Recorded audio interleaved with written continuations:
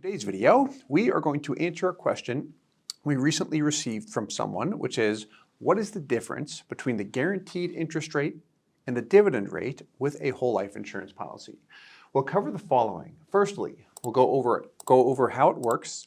Then we'll look at some illustrations based on the guaranteed interest rate only, then the dividend interest rate only, and then we'll explain a life insurance illustration and specifically what the dividend column means, as this is definitely one of the most confusing things when it comes to measuring the growth of a whole life insurance policy. And then we'll look at the bottom line. What is your money actually growing by? And this will be my attempt to just simplify things when we're looking at the cash value growth of a life insurance policy. Make sense? All right, let's have some fun. Let's start with how it works. So to the right, we've got an example of Guardian here. So Guardian in 2024 declared a dividend interest rate of 5.9%. So that is their total dividend interest rate that will be paid on all whole life insurance products. Now, how that dividend rate works is as follows. We've got two pieces. We have the guaranteed interest rate, and then we have what is called the surplus. So the guaranteed rate, we see 3% here. Now, I'll say this. If you're looking to start a new product with Guardian or any company, you'll often see products with different guaranteed interest rates, and they range between 2 and 3.75%. The exception to that is if you started a policy before 2022, if you did, you probably have a guaranteed interest rate of 4%. Let's assume that you're starting a new policy. So if you've got a product that has a 3% guaranteed rate, what that means is when you look at Guardian for this year, your total dividend rate is 5.9%.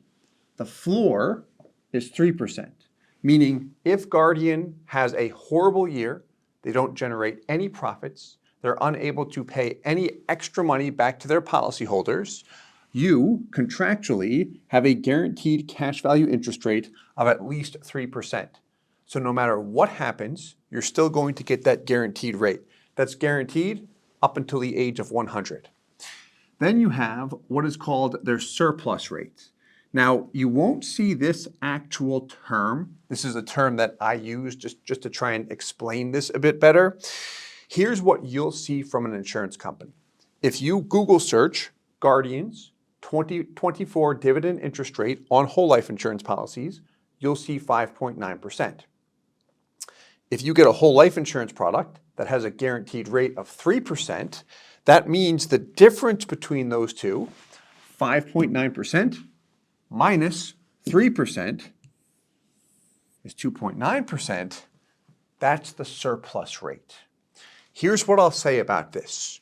When we get to this point down here, explain the dividend column on a life insurance illustration, the surplus rate piece will be directly related to that. Keep that in mind when we get to that section. So before we look at numbers, I just want to explain something that is very, very important here. Firstly, the dividend rate is the guaranteed rate and the surplus combined. But if you have $100,000 in cash value and your dividend rate is 5.9%, so you have a dividend of that 5.9, what should your cash value grow by in your mind? It's not a trick question. I would think 5.9%. 5.9% of $100,000 is what? That's $5,900. Is that how much you'll get? No.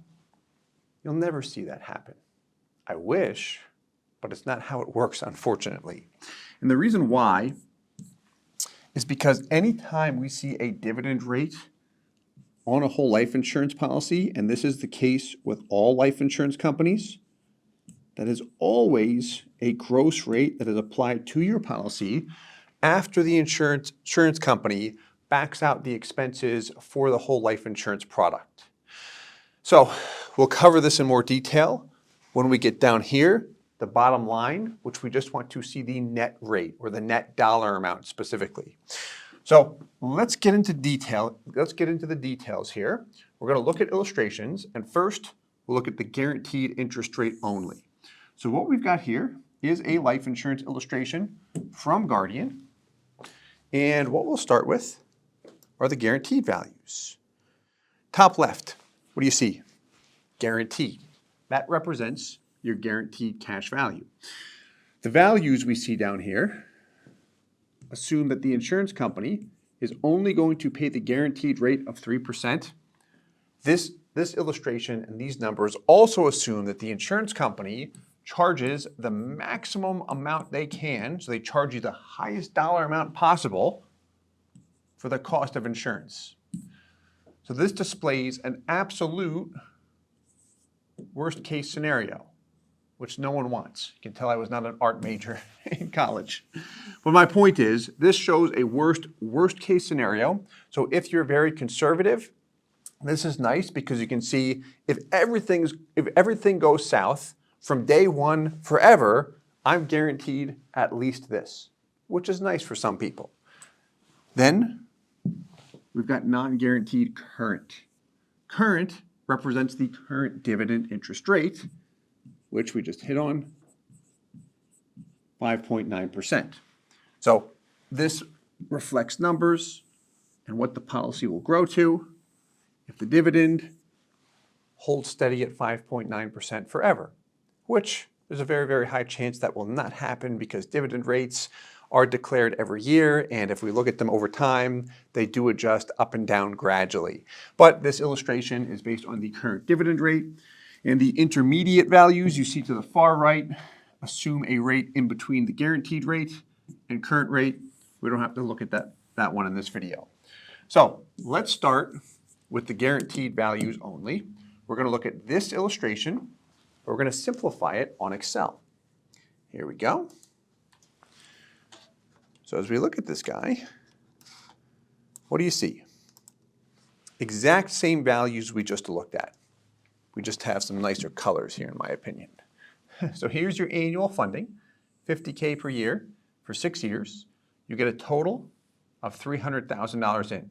50 times 1, 2, 3, 4, 5, 6 equals 300K. That's how we came up with that number. There's your cash value, $298,000. Your guaranteed interest rate. When you see this, what does it make you think?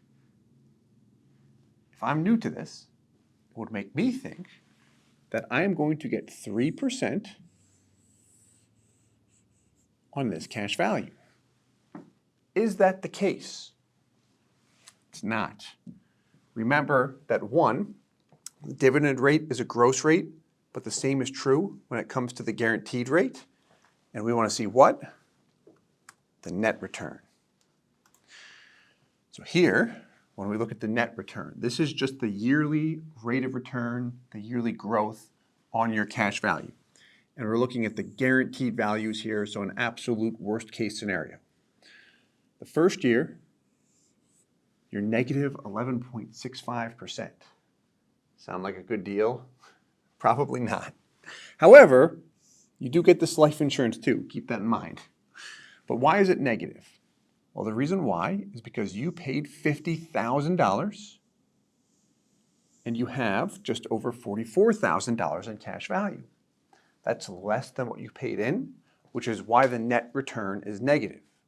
The first year is always the worst year with a whole life insurance policy.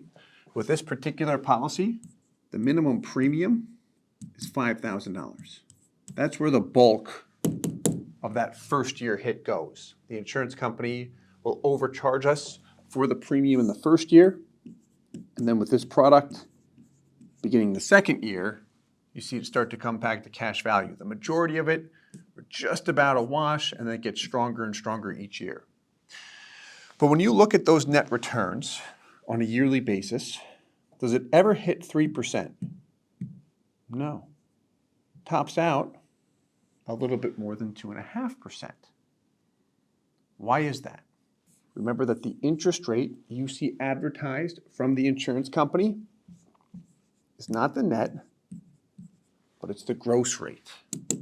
Okay, so going back to our whiteboard, There's point 1, check, based on the guaranteed interest rate.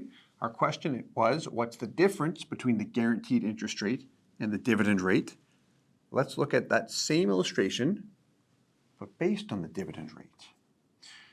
So we can go back to our Excel workbook, and this is based on the same illustration we just looked at here, but we're going to look at non-guaranteed current. The difference is in the total cash value growth. There's your dividend rate, but there's your net return. When we look at the total dividend rate, really the difference is that this includes everything. Remember that surplus piece? So you've got a 5.9% dividend here.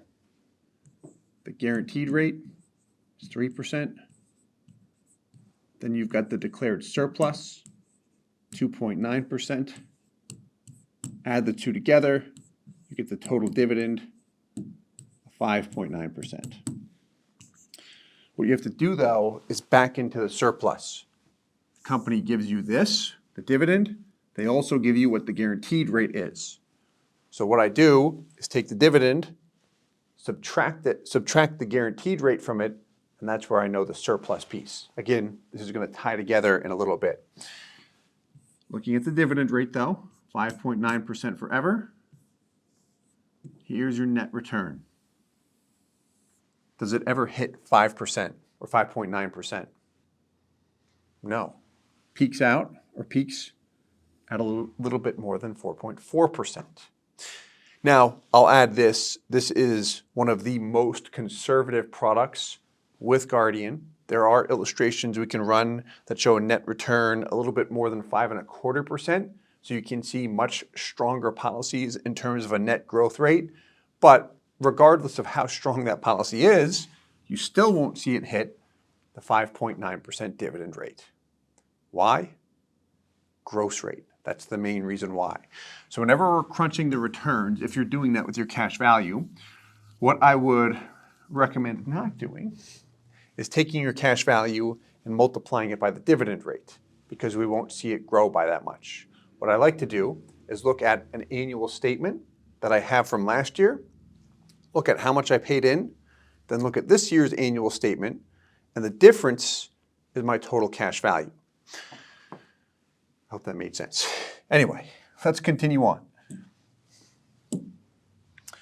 So there's the dividend values. Let's look at the dividend column on a life insurance illustration, shall we? So if we look at this guy, let's go back to the illustration and go down a few pages here. These are the same values we just looked at, the net cash value. This column right here, end of year dividend. Guardian's dividend rate with this illustration is 5.9%. So if you see a dividend rate of 5.9%, common sense probably tells you that the column that says end of year dividend is directly related to that dividend rate. That's what I used to think. It's not. So the end of year dividend, that column does not include the guaranteed interest with the policy. So if we have a dividend rate of 5.9% and your guaranteed rate is 3%, what that means is that end of year dividend column reflects the difference. Do you remember what that's called? The surplus. This column, again, only reflects the surplus piece. It's everything above the guaranteed rate. You can think of it that way too. Here's how you can tell in a very simple way. Look at a year when you're not paying anything in. Let's look at year 10 to 11. At year 10, what's your cash value? This column right here, $379,000. What's your dividend in year 10? If we look at this column, almost $6,700, $6,673. If you add this, $6,673, to this dollar amount, what does it give you? You don't need to crunch the numbers. Does it give you this? No. If you add 7,000 to 379, you're going to be at about 386. You're at 396 down here. What does that mean?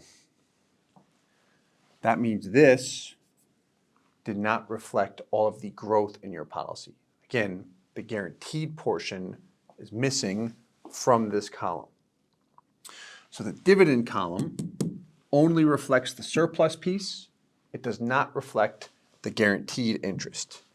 Let's try and break this down and just make it as clear as we can.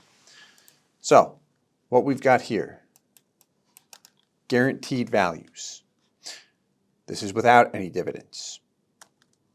There's your guaranteed interest rate. There's the actual cash value growth based on the guaranteed rate only, year over year. This is the net dollar amount you're getting from the insurance company. Next, dividend values. Dividend rate, 5.9%. Annual dividend. This is the number we just saw on the formal illustration from Guardian. Remember what it was in the 10th year? $6,673.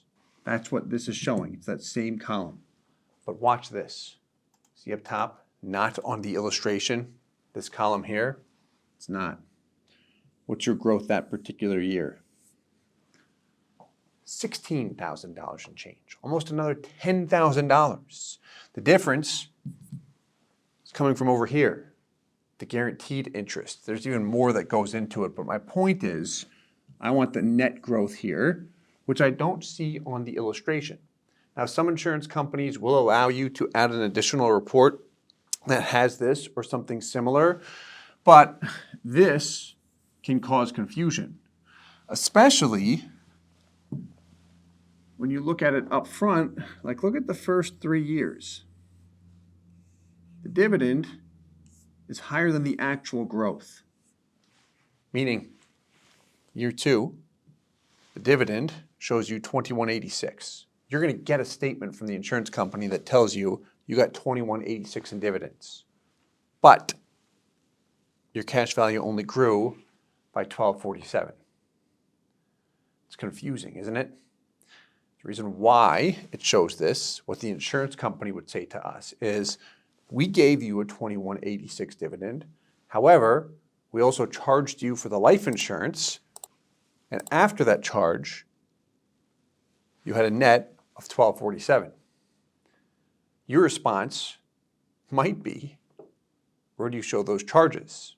Well, we don't. They're baked into the policy. It's like, well, that doesn't make things easy. No, it doesn't. But hopefully this helps, because this gets into our next point, which is what's the bottom line, which is really what I like to look at.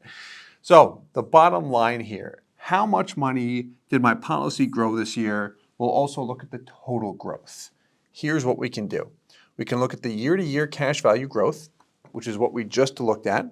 We'll look at it on a new sheet. So here's the guaranteed values, year-to-year cash value growth. There it is, growing over time. And then you've got the total gain.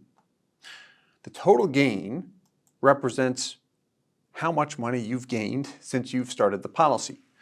For example, if you look at age 50, you've paid in how much money?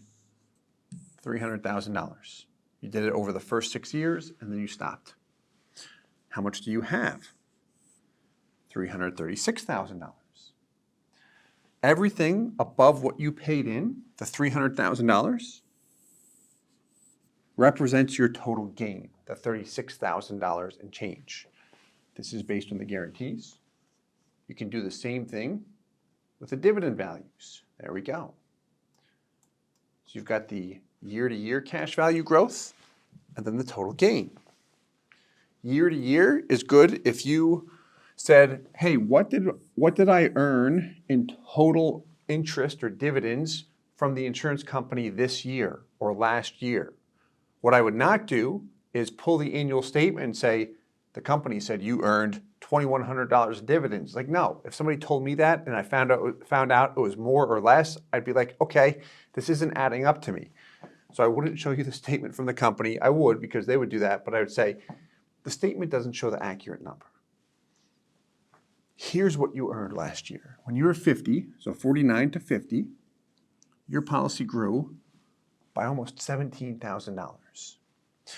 What's my total gain by age 50? Well, you've paid in $300,000. Your cash value is $396. So everything above the 3, the 96, that's your total gain. Make sense? I hope so. We're trying to break down the wonderful world of life insurance and how all of these numbers work. So I hope you enjoyed this video. Please let us know your thoughts, and if you have any questions at all, feel free to leave them in the comments below. You can also ask us direct if you'd like to call or email our office, and as always, I hope this helps. Thanks so much.